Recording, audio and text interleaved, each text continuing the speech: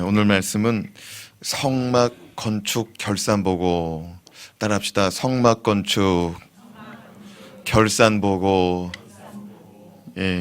오늘 말씀은 성막 건축한 후기 또는 결산 보고다라고 말할 수 있습니다. 성막 건축에 사용된 물품을 총 결산하고 일을 맡은 자들이 어떻게 그 일들을 감당하였는지를 기록하고 있습니다. 자, 그렇다면 하나님께서 명하신 성막 건축은 어떻게 이루어졌는지 우리 같이 살펴보겠습니다. 첫째, 맡겨진 일을 겸손과 충성으로 섬겼습니다. 한번 읽어봅시다. 맡겨진 일을 겸손과 충성으로 섬겼습니다. 하나님께서 명하신 성막 건축에 있어서 하나님은 먼저 일꾼을 세우고 그 일들이 어떻게 이루어질지 말씀하셨고, 또 오늘 말씀은 하나님이 세우신 일꾼이 누구고 그들이 어떻게 그 일들을 감당했는지 간단 명료하게 오늘 기록하고 있습니다.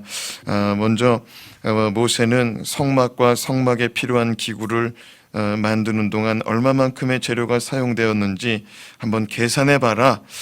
누구한테 이 일을 맡겼느냐? 아론의 아들 이다말을 통해 이제 이 일들을 계산해 봐라라고 맡겼어요. 그러니까 이다말은 산수를 잘한다 못한다? 잘하는 사람이다. 산수가 안 되는 사람한테 이거를 맡기면 큰일 나요. 하여튼 모세가 딱 보니까 아론의 아들 가운데 누가 똑똑해? 이다말이 똑똑해요. 그래서 이다말한테 맡겼습니다. 21절 말씀을 같이 읽어요. 시작. 성막 곧 증거막을 위하여 레위 사람이 쓴 재료의 물목은 제사장 아론의 아들 이다말이 모세의 명령대로 계산하였으며, 여기서 재미난 표현이 있습니다. 21절에 성막을 뭐라고 불러요? 증거막이라고 불러요. 성막을 뭐라고 부른다? 증거막. 여러분, 법궤도 언약궤라고 부르지만 또 증거궤라고도 불러요. 그렇죠? 자, 따라합시다. 법궤, 언약궤, 증거궤. 다 괴짝입니다. 다 괴짝이에요. 사과괴짝 마냥 괴짝이에요. 그런데 여기에 뭘 담느냐에 따라서 법을 담으면 뭐예요? 법궤. 또 언약을 담으면 뭐예요? 언약궤. 증거를 담으면 뭐예요? 증거궤. 그래요. 이것이 다 뭐냐면은 법궤, 언약궤, 증거궤 같은 말입니다. 무엇을 두드러지게 나타내느냐에 따라서 법궤도 되고 언약궤도 되고 증거궤도 되는 것이죠. 성막도 마찬가지예요. 증거궤도 될 수 있다는 것입니다. 여러분, 이 증거궤 속에는 무엇이 들어가 있습니까? 십계명의 두들판하고 또 아론의 뭐예요? 쌍난 지팡이하고 또 하늘에서 내린 뭐예요? 만나.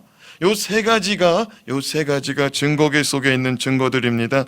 여러분, 십계명의 두들판은 하나님의 말씀, 하나님의 법, 하나님의 법의 말씀인 줄로 믿습니다. 요한복음 1장에 보면 그 말씀은 곧 하나님이시고 그 말씀은 육신이 되어 우리 가운데 거하심에 하나님의 은혜와 진리가 충만하더라. 할렐루야. 하나님이 곧 예수님이시고 예수님이 곧 말씀이시다. 이렇게 말씀하고 있습니다. 그래요. 아론의 쌍난 지팡이는 무엇을 상징합니까? 쌍난 지팡이는 무엇을 상징해요? 죽은 나무를 그냥 꽂았습니다. 여러분, 지팡이를 누가 산나무 막 가지가 주렁주렁 있는 그런 걸 누가 지팡이로 해요? 빼짝 마르고 가벼운 거, 그런 거 물기 다 빠진 거, 그걸 지팡이로 써요. 근데 그 지팡이를 이제 뭐예요? 그 성막 앞에다 딱 꽂아놨는데 어떻게 됐어요? 12지파의 이 막대기 가운데, 레위 지파 가운데 아론의 지팡이만 싹이 났어. 다 죽은 나무 속에 그냥 죽은 채로 있는데 한 나무만 싹이 났어요. 아론의 지팡이만.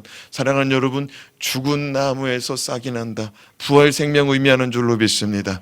부활 생명은 예수 그리스도밖에 없는 줄로 믿습니다. 여러분, 하늘에서 내려온 떡 만나, 하늘에서 내려온 생명의 떡은 예수 그리스도인 줄로 믿습니다. 여러분, 무엇을 증거한다는 거예요? 이 증거궤 속에 있는 게 도대체 뭘 증거한다는 거예요? 예수 그리스도인 줄로 믿습니다. 말씀이시고 생명의 떡이시고 생명의 죽은 부활, 이 부활 생명 주시기 위해서 오시는 예수 그리스도를 증거하기 위한 부활의 예표요, 또 말씀의 예표요, 생명의 떡의 예표인 줄로 믿습니다. 그래요. 그래서 증거궤인데, 여러분, 우리가 이 장막, 이 성막, 출애굽기 25장에서부터 지금까지 이 39장까지 지금 38장까지 오고 있는데, 이 40장까지 가면 이제 끝나는데 39장에서 이제는 제사장 의복 어떻게 만들었는지 얘기하고 40장에서 이제 하나님께 봉헌식 하는 거예요. 성전 봉헌하는 예배예요. 근데 이거 하면 끝나는 건데 25장에서부터 40장까지 성막에 대해서만 줄기차게 지금 얘기하는데 제가 성막에 있는 기구와 성막은 다 누구를 상징한다고 그랬어요? 예수 그리스도. 사랑하는 여러분, 그래서 증거막이에요. 증거막. 아멘. 모세는 아론의 아들 이다말을 통해 성막의 재료의 목록을 만들어 총 수요를 계산합니다. 얼마가 들었는가, 건축 비용이 얼마나 들었는가, 금과 은과 그리 노새 건축 비용을 계산했더니 얼마가 나왔느냐. 자, 24절에서 25절 그리고 29절 세 구절을 같이 연이어서 읽습니다. 시작. 성서 건축 비용으로 들인 금은 성서의 세겔로 29달란트와 730세겔이며 계수된 회중이 들인 은은 성서의 세겔로 100달란트와 1775세겔이니 들인 놋은 70달란트와 2400세겔이라. 자, 금은 얼마라고 그래요? 금은 성전 건축 비용으로 들어간 금은 얼마다? 24절 세겔로 하면은 29달란트 730세겔. 그러니까 29달란트하고 730세겔이 더 들어갔다는 얘기죠. 이 29달란트하고 730세겔을 오늘날 중량 단위로 환산하면은 994.322kg이다. 약 1톤 1000kg 되는 금입니다. 이것을 오늘 금 시세로 하면은 인터넷 금 시세로 하면 얼마냐? 544억 5,318만 8천원이다. 내일은 또 금 시세가 어떻게 될지 모르지만 하여튼 550억 정도 들어갔다. 은은 얼마냐? 은이 얼마큼 사용됐느냐? 100달란트하고 1775세겔이니 이것을 현재 무게로 환산하니 3420.235kg이더라. 이것을 다시 은 시세로 오늘 은 시세로 환산하니까 얼마냐면 26억 5221만 원이다. 그리고 구리 놋은 얼마큼 사용되었는가? 70달란트하고 2400세겔이 쓰였는데 요즘 중량 단위라면 2407.36kg이다. 이것을 다시 요즘 시세로 환산하니까 얼마냐? 아니, 똑같이 읽었네. 놋은 얼마냐? 70달란트하고 2400세겔인데 요즘 중량으로 하면 2407.36kg이다. 구리 시세는 좀 싸더라고요. 이거 다 해봐야 얼마냐면 1,700만 원 정도 되더라고요. 여러분,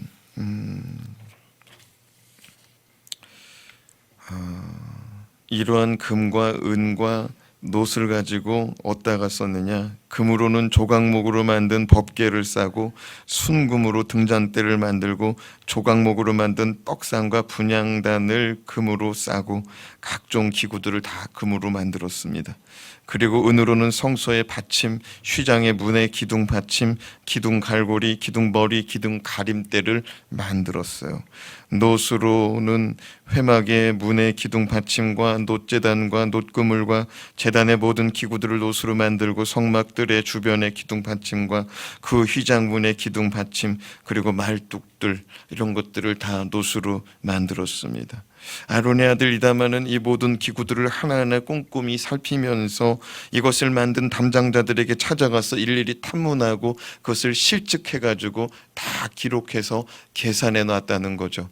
그런데 오늘 말씀해 보니까 누구의 말대로 했냐면은 모세의 명대로, 모세의 말대로 그렇게 했다는 것이죠. 그러면은 아론의 아들 이다말은 이것을 만든 만든 사람들 누구를 찾아갔느냐? 부살렐과 오홀리압을 찾아가서 물어봤어요. 성막 건축의 최고 책임자가 누구냐면 부살렐이에요. 그러니까 우리로 말하면 건축소장이에요. 건축소장. 그리고 오홀리압은 누구냐면 부소장이에요. 부소장. 그를 돕는 부소장. 자, 우리 같이 출애굽기 31장 1절에서 5절 말씀을 읽어보는데 하나님께서 부살렐을 어떻게 부르셨는지 같이 읽어보겠습니다. 시작. 여호와께서 모세에게 말씀하여 이르시되 내가 유다 지파 훌의 손자 위하여 우리의 아들인 부살레를 지명하여 부르고 하나님의 영을 그에게 충만하게 하여 지혜와 총명과 지식과 여러 가지 제조로 정교한 일을 연구하여 금과 은과 노수로 만들게 하며 보석을 깎아 물리며 여러 가지 기술로 나무를 새겨 만들게 하라. 하나님은 누굴 부르고 만들라고 명령했어요? 부살레를 불렀어요. 부살레를. 1절 2절 말씀 위에 있는 거를 좀 펴주면 좋을 것 같아요. 앞에 있는 말씀을. 거기 말씀해 보면은 여호와 하나님께서 모세를 통하여 유다 지파 가운데 훌의 손자, 훌이 누구냐면 모세가 아말렉 백성들하고 싸울 때 모세의 팔을 붙잡아줬던 두 사람이 있어요. 하나는 누구예요? 아론. 하나는 누구예요? 훌. 그 훌의 손자예요. 이 손자가 부살렐입니다. 부살렐이 이게 재주가 많은 사람이더라고요. 그런데 이 사람을 하나님이 불러가지고 뭐라고 그러냐면은 하나님께서 그 사람을 특별히 불러서 그에게 하나님의 영을 부어주고 그에게 지혜와 총명과 지식을 부어주고 여러 가지를 만들 수 있는 재능을 부어주시더라고요. 할렐루야. 이게 중요한 것 같아요. 하나님이 재능을 부어줬다 이거예요. 은사를 부어줬다 이거예요. 성령의 충만함을 부어줬다 이거예요. 그러니까 하나님의 일을 감당하는 사람은 성령 충만받고 해야 될 줄로 믿습니다. 성령 충만. 성령 충만 받기를 바랍니다. 성령을 사모합시다. 근데 하나님께서 정교한 일을 연구할 수 있는 능력도 주신대요. 여기 연구자 있으면 하나님의 이 지혜와 총명과 지식을 구하시기 바랍니다. 몇 절에 그렇게 써 있어요? 몇 절에? 4절 말씀 같이 읽어봐요. 시작. 정교한 일을 연구하여 금과 은과 노수로 만들게 하며. 이게 무슨 말이냐면요, 부살렐은 시내산에 올라간 자가 아니에요. 부살렐은 그냥 시내산 밑에 있다가 백성들 가운데 이렇게 수많은 사람들 가운데 하나님이 명했어요. 이 가운데 부살렐을 데려다가 이거 만들게 해라. 그래서 하나님이 부살렐한테 하나님의 영을 주시고 충만하게 하시고 지혜와 지식과 명철을 주시고 하나님께서 그것을 만들 수 있도록 연구하게 하셨대요. 뭐 하게 했다고요? 연구. 그러니까요, 미사일을 만들 때도 누가 필요해요? 연구원이 필요해. 텔레비전 만들 때도 누가 필요해요? 연구원이 필요해. 먼저 연구하고 나서 연구한 사람이 시제품 만들어 놓고 이제는 생산하는 거예요. 무슨 말이냐면 모세가 시내산에 올라가서 하나님이 하늘에 있는 성막을 그걸 원형을 본 거죠. 이제 시내산에 올라가서 하늘에 있는 하늘 성막을 본 거예요. 그 본 거 그대로 가지고 이제 그 기억을 가지고 내려오는 거죠. 그래서 그걸 늘 첫 번째 누구한테 얘기하느냐? 부살렐한테 얘기하는 거예요. 길이는 이만큼 되더라. 모양은 이렇게 되더라. 말뚝의 모양은 이렇더라. 법궤의 모양은 이렇더라. 그런데 세상에 있어요, 없어요? 그 성막이 없어. 그게 일종의 꿈에서 본 거를 만들어야 되는 거예요. 근데 만들어야 되는데 자기가 본 게 아니고 누가 본 거를 들어야 돼요? 모세. 그러니까 모세가 법궤는 이렇게 생겼어. 이렇게 만들어야 돼. 천사가 날개 이렇게 모으고 있는 거야. 그러면은 집에 가가지고 그리는 거예요. 누가? 부살렐이 그려가지고 이거 맞아요? 이거 맞아. 이렇게 만들면 돼. 알았어요. 그럼 막 굼을 두드립니다. 굼을 두드려가지고 이렇게 만들었어요. 이거 맞아요? 아니, 이거보다 조금 더 큰 거야. 그렇게 해가지고 만들기 시작한 거예요.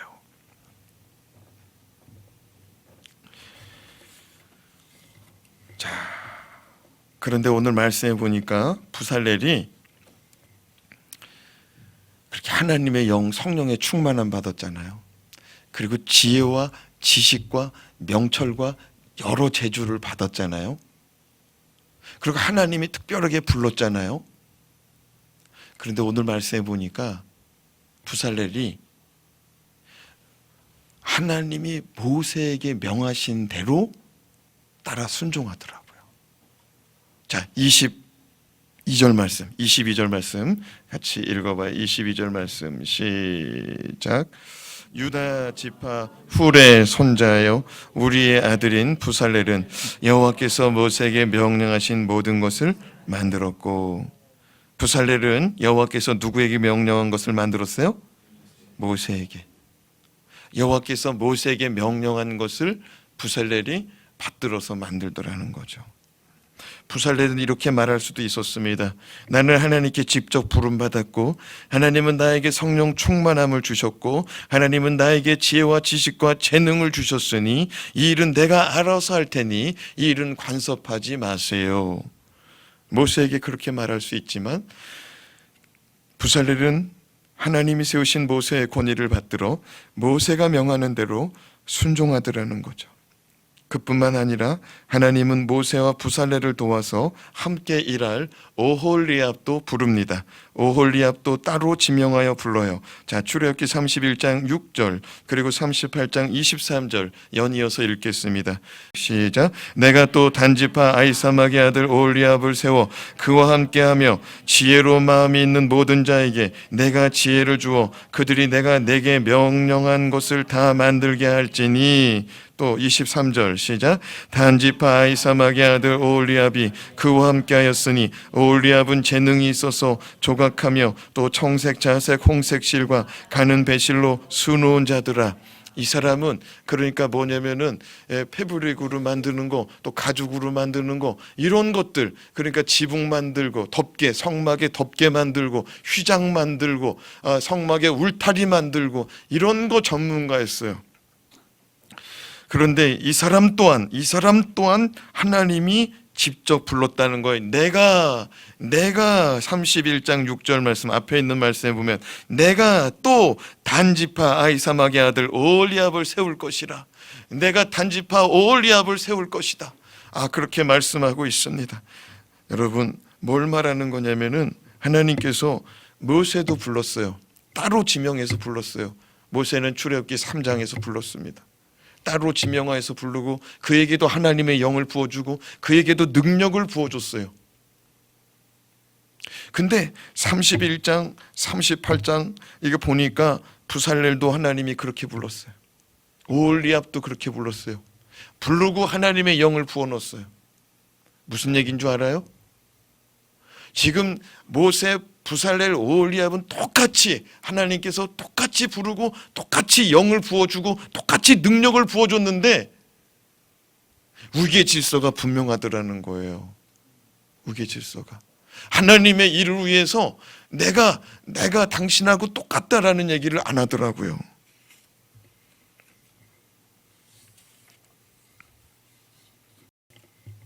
그들은 하나님의 일, 성막을 짓는 일에 하나 되어서 하나님이 세우시고 하나님이 명하신 위계 질서대로 그렇게 그 일들을 감당해 내더라는 거예요. 여러분, 이거 힘든 일입니다. 교회든 가정이든 회사든 학교든 돈이 많든지 힘이 좋든지 공부 잘하든지 똑똑하든지 경험이 많든지 어떤 신령한 은사가 있든지 이런 사람들이 자기 주장하기가 쉬워요. 교회는 하나님이 명하신 대로 하나님의 말씀대로 하나님이 원하시는 대로 그렇게 해야 될 줄로 믿습니다. 목사도 하나님이 명하시는 대로 순종해야죠. 성도도 하나님이 명하시는 대로 순종해야 될 줄로 믿습니다. 그러나 여기서 더 멋진 교회와 성도는 하나님이 세우신 위계 질서를 통해서 잘 세워가는 교회라는 사실입니다. 우리 교회가 그런 교회 되었으면 좋겠습니다. 우리 교회가 그런 교회 되었으면 좋겠어요. 맡겨진 일을 겸손과 충성으로 감당할 수 있는 교회. 둘째로 모든 사람이 성심으로 이 일에 참여했다는 겁니다. 어떤 사람들이 참여했다고요? 모든 사람이 어떻게 참여했냐면은 성심으로 거룩한 마음으로 이 일들을 참여했다는 거예요. 성막 건축에 있어 중요한 사실은 하나님께서 부르시고 하나님께서 택하시고 하나님이 주신 재능, 하나님이 주신 능력 있는 사람만 참여한 것이 아니라 모든 사람이 성막의 건축에 참여할 수 있었다는 사실입니다. 자, 함께 25절에서 26절 말씀 같이 읽겠습니다. 시작. 계수된 회중이 드린 은은 성소의 세겔로 100달란트와 1715 세겔이니 계수된 자가 20세 이상으로 60만 3,550명인즉 성소의 세겔로 각 사람에게 은 한 배가 곧 반세겔씩이라. 이게 무슨 말인가? 계수된 회중이 드린 은은 25절에 계수된 회중이 들은 은은 계수된 자가 20세 이상인데 26절에 60만 3,550명 60만 3,550명인데 이들이 각 사람에게 반세겔씩 드리라 라고 하나님이 명하고 있어요. 여기서 중요한 게 뭐냐면은 계수된 회중이 은을 다 드렸다는 거예요. 계수된 회중이. 그러면 계수됐다는 건 뭐냐면 카운트 됐다 이거예요. 하나, 둘, 셋, 넷. 몇 사람까지 확인됐냐면은 20세 이상 된 사람이 60만 3,550명이라는 거야. 사랑하는 여러분, 이 사람들이 우리가 말하는 장정만 60만 명, 장정만 60만 명 많이 들어봤죠? 출애굽했을 때 장정만 60만 명이라고 했을 때 그 사람들인데 이 사람들이 반세겔씩을 지금 예물을 드렸다 그랬어요. 반세겔씩. 반세겔씩은 왜 드렸느냐? 출애굽기 30장 11절에서 16절 말씀을 읽어보면은 이게 반세겔의 의미하고 계수된 자의 의미가 분명하게 드러납니다. 자, 읽어봐요. 시작. 여호와께서 모세에게 말씀하여 이르시되 내가 이스라엘 자손의 수요를 조사할 때에 조사받은 각 사람은 그들을 계수할 때에 자기의 생명의 속전을 여호와께 드릴지니 이는 그것을 계수할 때에 그들 중에 질병이 없게 하려 함이라. 무릇 계수 중에 드는 자마다 성소의 세겔로 반세겔을 드릴지. 얼마를 드리라고요? 반세겔을 드릴지니 한 세겔은 20게레라. 그 반세겔을 여호와께 드릴지며 계수 중에 드는 모든 자 곧 20살 이상 된 자. 몇 살 이상? 20살 이상 된 자가 여호와께 드리되 너희의 생명을 대속하기 위하여 여호와께 드릴 때 부자라고 반세겔에서 더 내지 말고 가난한 자라고 덜 내지 말지며 너는 이스라엘 자손에게 속전을 치하여 회막 봉사했으라. 어디다가 쓰라고요? 회막 봉사. 회막과 성막과 증거막은 다 같은 거라고 그랬어요.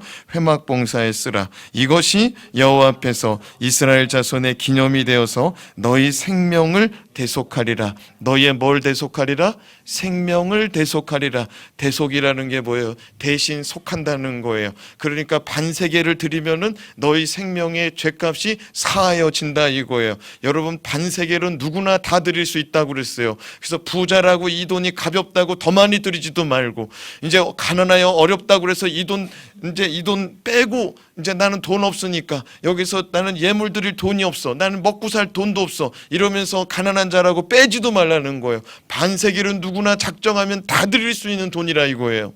근데 이걸 왜 드리라고 그러느냐면은 회막 봉사에 써야 된다는 거예요. 회막 봉사, 성전에서 일어나는 봉사, 성전에서 일하는 사람, 성전에서 이제 등유도 우리 교회 같은 경우에 전기세도 내야 되고 이제 등유, 이제 기름값도 내야 되고 이제 성전에서 일하는 사람들, 이제 교회 안에서 이루어지는 것들, 이제 이런 것도 봉사할 때 다 쓰여지는 건데, 회막 봉사를 위해서 1년에 한 번씩 이걸 내게끔 했어요. 누가? 하나님이 내라고 그랬어요. 근데 이건 뭐냐면은 자기의 생명이 대속받은 은혜의 예물이에요. 구원받은 은혜의 예물이다. 오늘날로 말하면은 고난주간 거치고 뭐가 돌아와요? 부활절 돌아와요. 주님의 고난, 주님의 부활, 주님의 십자가의 희생, 주님의 무덤 사망 권세 이기신 그 은혜, 주님이 죽으시고 다시 사신 그 은혜, 그 은혜의 예물 우리 1년에 몇 번 드려요? 한 번 드리지 한 번. 고난주간 예물, 부활주간 예물, 그거를 매주 드리는 사람이 있어요?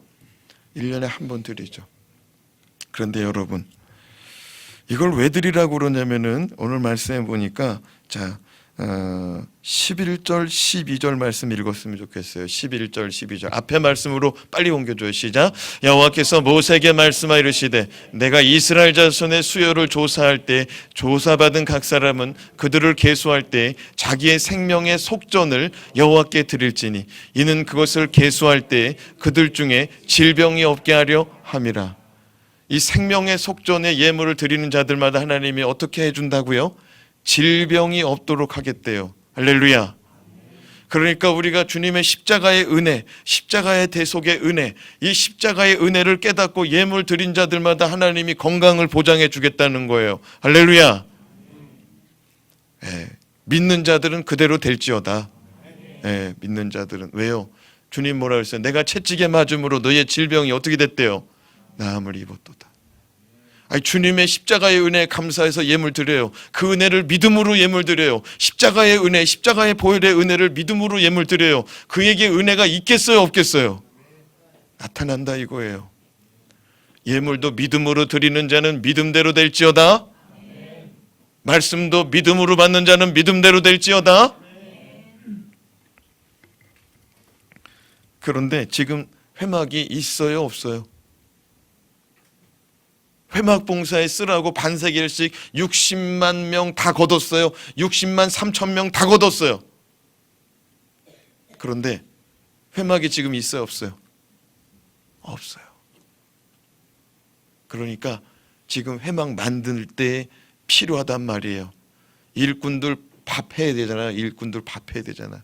그것도 쓰고 지금 회막에 일어날 때 또 필요한 것들이 있단 말이에요. 성막 지을 때. 그럼 그 예물 거기다가 녹여가지고 같이 쓴다 이거예요.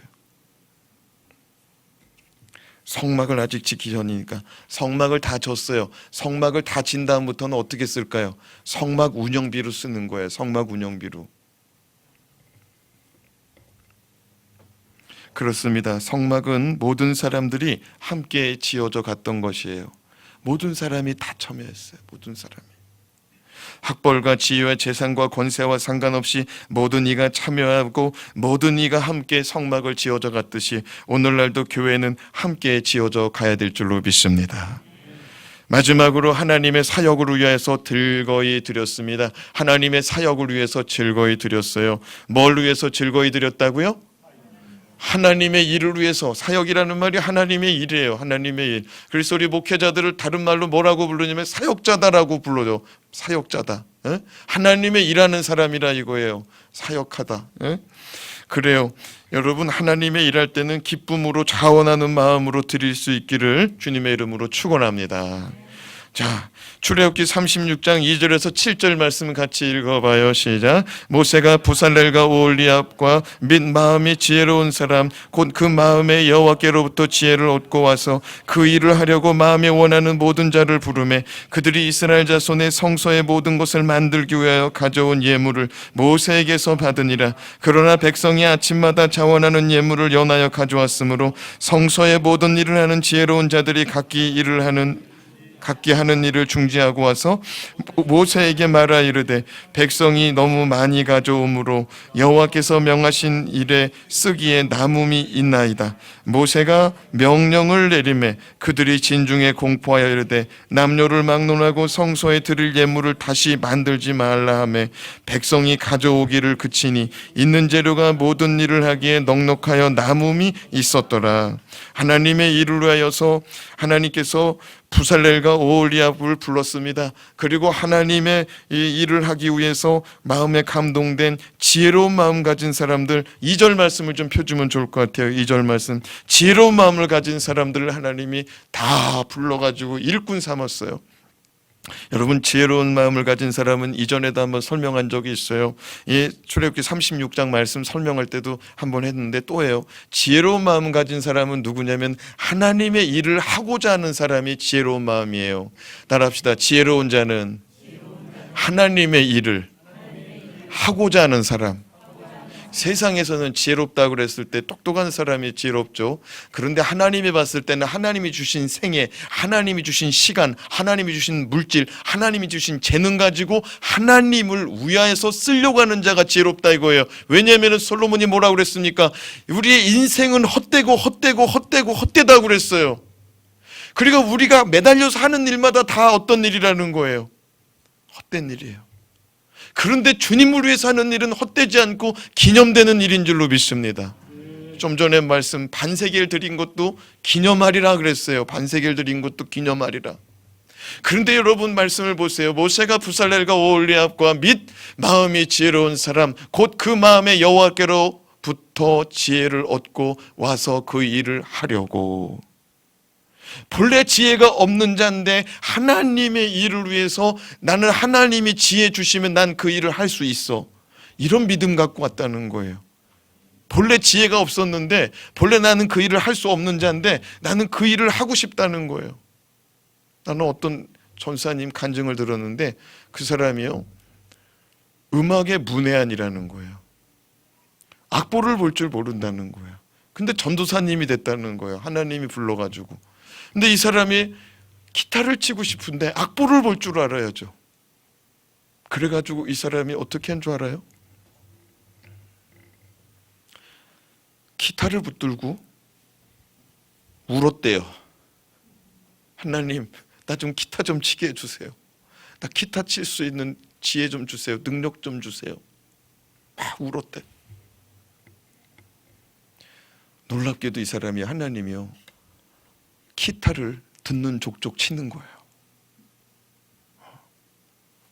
근데 중요한 게 뭐냐면은 그 일을 하려고 마음에 원하는 모든 자를 불렀대요. 다시 읽어봐요. 2절 시작. 모세가 부살렐과 오홀리압과 및 마음이 지혜로운 사람 곧 그 마음에 여호와께로부터 지혜를 얻고 와서 그 일을 하려고 마음에 원하는 모든 자를 부르매. 마음에 원하는 자, 그 일을 하려고 마음에 원하는 자는 하나님이 다 불러가지고 뭘 줬대요?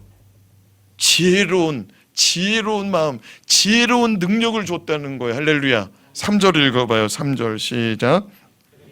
그들이 이스라엘 자손의 성소의 모든 것을 만들기 위하여 가져온 예물로 모세에게서 받으니라. 그러나 백성이 아침마다 자원하는 예물을 인하여 가져왔으므로, 이 자원하는 예물을 아침마다 연하여 연결되어 연속하여 가져왔다는 거예요. 언제마다? 아침마다. 그럼 아침마다라는 것은 무슨 얘기냐면은 이 예물을 가져오려고 밤새 기다렸다는 얘기예요. 예물 받는 시간이 아침이었기 때문에 밤새 기다렸다가 빨리 달려와야 그 예물을 드릴 수 있는 거예요. 그래서 줄 서서 드린 거예요. 근데 하도 많이 드리니까 성소에서 기구를 만들어야 될 일꾼들이 일을 못해. 왜? 헌금 수전하느라고, 돈 받느라고, 금, 은, 구리 받느라고 일을 못해. 그래서 이 사람들이 모세한테 찾아가서 이제 그만 가져오게 라고, 일을 못하겠다고. 그래서 모세가 사람들 불러다 놓고 이제 그만 가져오시오 하고 그때부터 이제 기구를 만들었다 이거예요. 근데 여러분, 출애굽기 35장 4절에서 9절 말씀 또 기록해요. 이 예물에 대해서 또 읽어봐요. 시작. 모세가 이스라엘 자손의 온 회중에게 말하여 이르되 여호와께서 명령하신 일이 이러하니라. 이르시기를 너희 중에 너희의 소유 중에서 너희는 여호와께 드릴 것을 택하되 마음에 원하는 자는 누구든지 그것을 가져다가 여호와께 드릴지니 금과 은과 녹과 청색, 자색, 홍색 실과 가는 배실과 염소 털과 붉은 물들인 순양의 가죽과 달의 가죽, 해달의 가죽과 조각목과 등유와 및 관유에 드는 향품과 분향할 향을 만드는 향품과 호마노며 애복과 흉패에 물릴 보석이니라. 여기서 중요한 게 뭐냐면은 하나님이 모세를 통해서 4절 말씀에 명합니다. 이스라엘 온 회중에게 말하여 이르되 여호와께서 명령하신 일이 이러이러하니라. 뭘 명령했느냐? 5절 말씀에 너희 소유 중에서, 누구 소유 중에서? 이런 사람도 있어요. 어떤 사람이 자기는 돈이 없어. 그러니까 부자한테 가서 이렇게 말, 이 권사, 김 권사, 이 장로, 김 집사, 의자 헌금한데 돈 좀 많이 내. 이런 사람 있어요, 없어요? 여러분, 헌금은 자기 소유 중에서 드리는 거래요. 아멘? 그러니까 누가 낼까 이렇게 쳐다보는 게 아니고 자기가 갖고 있는 것 중에서 드리는 거래요. 자기가 갖고 있는 것 중에서. 자기가 갖고 있는 것 중에서 드릴 것을 택하래요. 나는 이번에 이렇게 십자가 종을 좀 위해서 드려야겠다. 나는 이번에 물컵 구입하는 비용으로 좀 드려야겠다. 자기 것 중에 드릴 것을 택하래요. 근데 그것 중에 금도 있고 은도 있고 놋도 있고, 그 다음에 또 뭐예요? 청색실도 있고 자색실도 있고 또 배실도 있고 또 뭐예요? 홍색실도 있고 염소털도 있고, 그렇죠? 해달 가죽도 있고. 그러니까 무슨 얘기냐면 드리자면 드리려고 하면은 다 드릴 수 있다는 거예요. 그렇죠? 돈이 없어도 실이 있을 수 있잖아요. 실 한 뭉치 드릴 수 있잖아요. 어떻게 표정들이 다 안 드리겠다는 표정인데, 여러분, 그게 무슨 얘기냐면은 이거를 다 자기 소유 중에서 다른 사람 쳐다보지 말고, 나는 뭘 드릴 수 있을까? 그런 생각하고 이제 자원함으로 기쁨으로 드렸다 이거예요. 이런 사람들이 매일 새벽마다 줄을 섰다는 거예요. 아멘? 이거 은혜가 돼요, 안 돼요? 은혜가 돼. 이런 일 없었다는 거예요. 이봐, 내가 보니까 신할산 외투 10벌 가져왔잖아. 10벌. 신할산 외투가 좋은 거예요. 근데 출애굽할 때 살림살이 많이 챙겨온 사람도 있고 조금 챙겨온 사람도 있고 그럴 거 아니에요. 예를 들어서 부자 주인 밑에서 섬겼던 사람은 많이 가져왔을 거 아니에요. 근데 가난한 주인 밑에서 섬겼던 사람은 가져와봐야 얼마나 가져왔겠어요. 이해가 돼요? 다 차등이 있는데 많이 가져온 사람한테 당신 많이 가져왔으니까 많이 좀 내, 이런 소리 안 하더라고요. 자기가 가진 것 중에서 드리는 게 예물이에요. 아멘? 그래서 주님이 과부의 두랩돈 보고 깜짝 놀란 거 아니에요. 어떻게 다 드릴 수 있냐는 거예요. 다른 사람이 보기엔 별거 아닌데. 사랑하는 여러분, 하나님께 드릴 때 인색함으로나 억지로 드리지 말라고 그랬어요. 저와 여러분은 하나님 앞에 드릴 때 기쁨으로 자원하여 하나님의 일을 위하여서 기쁨으로 자원하여 동참할 수 있기를 주님의 이름으로 축복합니다. 신명기 8장 4절 말씀 읽어봐요. 신명기 8장 4절 말씀. 이 40년 동안에 내 의복이 헤어지지 아니하였고 내 발이 부르트지 아니하였느니라. 이게 무슨 말이냐면요, 실을 드렸어요. 실 가지고 뭘 만들어요? 의복 만드는 거예요. 애들이 태어나고 자라요. 그럼 자꾸 옷을 지어야죠. 뭘 가지고? 실로. 겨울에는 뭘 입어야 돼요? 가죽 옷을 입어야 돼요. 해달 가죽은 뭐 만드는 줄 알아요? 신발 만드는 거예요. 신발. 의복이 헤어지지도 않고 발이 부르트지도 않았대요. 자, 신명기 29장 5절 말씀 읽어봐요. 시작. 주께서 40년 동안, 목소리 좀 크게 내서 읽어요. 시작. 주께서 40년 동안 너희를 인도하여 광야를 동행케 하셨거니와 너희의 몸이 옷이 낡지 아니하였고 너희 발의 신이 헤어지지 아니하였으며. 하나님이 동행하시니까, 하나님이 함께 하시니까 우리의 의복도 상하지 않고 신발도 닳지 않았대요. 하나님께 드렸으니까 우리 어떻게 해요, 주님? 우리 신을 신을 신발이 없어요. 의복이 없어요. 근데 하나님이 40년 동안 신발 사러 마트 가게 한 일이 한 번도 없어요. 마트도 없었지만 의복도 하나님이 책임져 버렸다 이거예요. 사랑하는 여러분, 주님을 위해서 심는 자 주님이 책임져 주신다는 말씀이에요.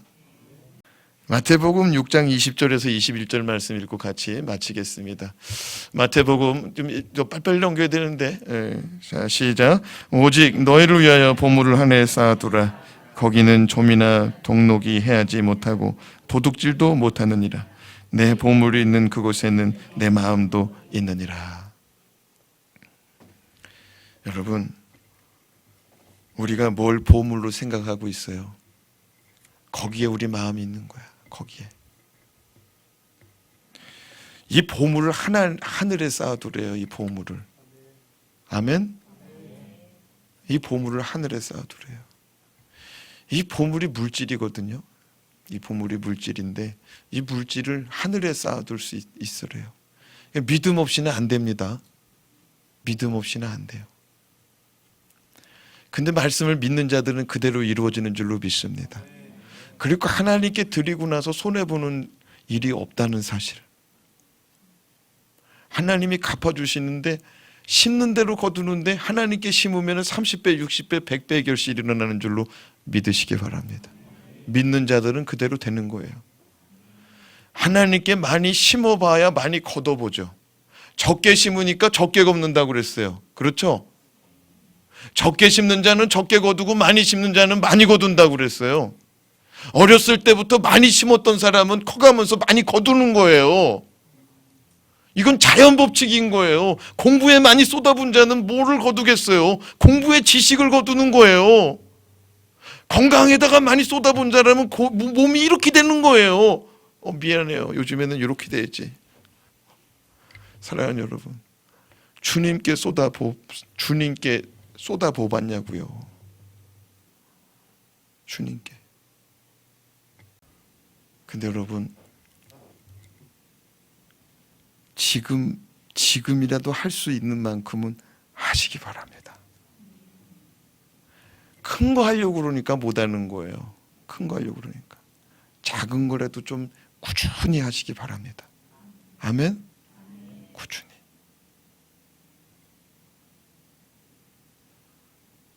그래야 좀 주님이 심으면 또 거두고, 심으면 거두고, 심으면 거두고, 그 주님 앞에 서는 날에 착하고 충성된 나의 종아, 이런 소리를 듣는 거 아니에요. 아멘? 기도하겠습니다.